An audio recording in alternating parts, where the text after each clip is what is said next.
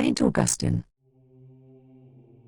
In the annals of history's absurd endurance tests, St. Augustine takes a gold medal, or perhaps a tarnished silver given its blood-soaked ground. Founded in 1565, this Floridian fever dream markets itself as the oldest continuously occupied European settlement in the United States, a title that sounds as much like a flex as it does a cautionary tale. Think of it as the colonial era's answer to the question, what if ambition had no chill? Enter Pedro Menendez de Avilas, Spain's designated driver of imperial ambitions, armed with a royal edict and a vendetta. King Philip II, a man whose hobbies included micromanaging the apocalypse, had one directive: plant a Spanish flag, preferably on French soil. Menendez didn't just aim to establish a colony.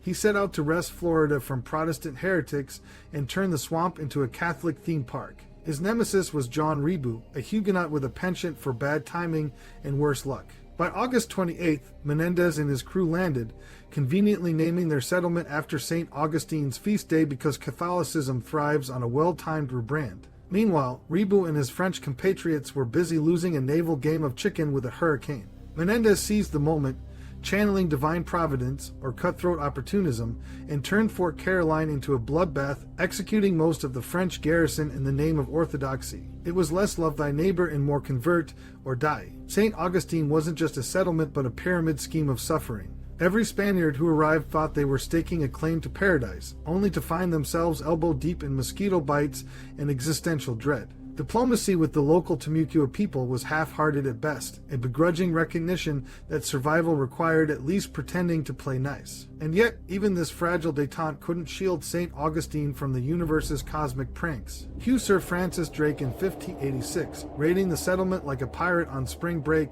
torching everything that wasn't already sinking into the marsh. The Spanish were built because resilience is just another word for collective stubbornness. Despite its shaky start and the near-constant threat of annihilation by English pirates, indigenous uprisings, or the simple fact that Florida weather is an antagonist in its own right, St. Augustine endured. But it wasn't pretty, as the settlers alternated between begging Spain for reinforcements and resorting to DIY survival tactics, a mix of desperate ingenuity and sheer dumb luck. By the 17th century, the settlement had transitioned from a strategic outpost to a geopolitical middle finger aimed at English colonists creeping south. However, imperial ambitions have limits, especially when the mothership Spain is busy hemorrhaging gold and relevance. St. Augustine survived not because it was imperative, but because no one wanted to admit failure. Today, St. Augustine has transformed into a picturesque tourist trap, where costumed actors reenact colonial life for crowds blissfully unaware of the atrocities underpinning this history.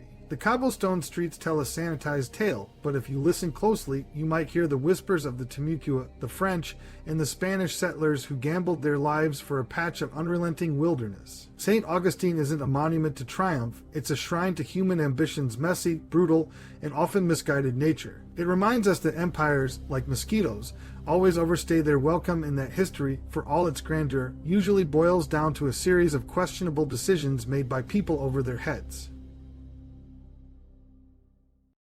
So, you've subjected yourself to a portion of the RPTM podcast.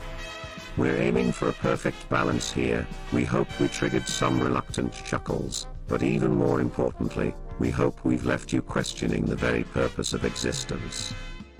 And if, by some cosmic accident, you actually found this clip to be somewhat intriguing, summon that oh so enthusiastic thumb and bestow upon us the coveted upward gesture. And hey, don't neglect that subscribe button either, because who would want to miss out on our impending onslaught of mind-bending dialogues?